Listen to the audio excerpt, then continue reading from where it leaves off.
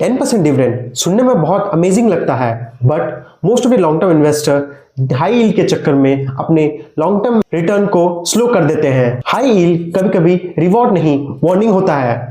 जब भी कोई स्टॉक 8%, 10% या 12% यील्ड देता है, हमें लगता है ये एफडी से बेटर और बहुत स्टेबल है, स्पेशली जब मार्केट गिरता है। लेकिन यहां पे इसका एक्चुअल गेम स्टार्ट होता है।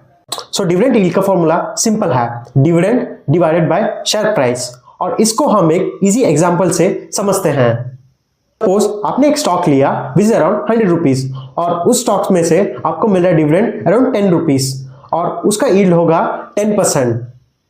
अब सोचो कि आगे जाके वो स्टॉक और क्रैश हो गया और विच केम टू 50, और आपको फिर भी अभी भी 10% डिविडेंड देता है, तो 50 रुपीज में से आपको डिविडेंड मिल रहा है 10 rupees. So 10 divided by 50 is around 20%।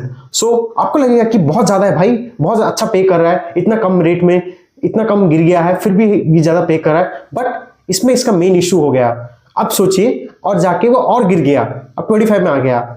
सो आपने इन्वेस्ट किया था 100 रुपीज, अब आ गया 25 रुपीज, अब भी 10 रुपीज डिविडेंड दे रहा है, तो क्या फायदा हुआ? कंपनी को डिविडेंड फिर भी अभी सेम दे रहा है, बट स्टिल आपका प्राइस तो और गिरते गिरते गया, आपका पैसा ही लॉस हो रहा है, और वो कंपनी जो भी प्रॉफिट हो रहा है वो आपको सारा पैसा डिविडेंड में दे रहा है। सो अगर आपको सब पैसा डिविडेंड में देगा तो कंपनी कैसे चलेगा? अगर ये कंपनी बैंकरप्ट हो गया तो आपका सारा पैसा डूब गया ना, आपको डिविडेंड भी वो नहीं देगा, तो स्टॉक्स पेनी स्टॉक बन जाएगा।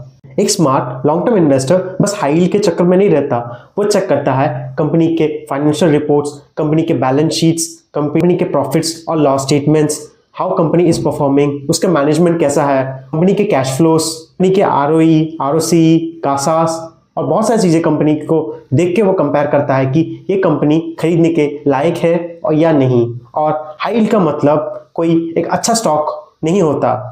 डिविडेंड लेना गलत बात नहीं है, लेकिन हाई यील्ड के पीछे भागना बहुत गलत बात है। और long term investor most probably business की क्वालिटी को देखता है, ना कि कितना कंपनी यील्ड दे रहा है। एंड में मैं ये बोलूंगा, अगर आपको कोई स्टॉक दिखे जो आपको दे रहा है 10%, 12% या 15% यील्ड, आप एक्साइटमेंट मत होना, आप बस अपने आप को एक चीज पूछना, क्या ये स्टॉक खरीदना रियली वर्थ इट है?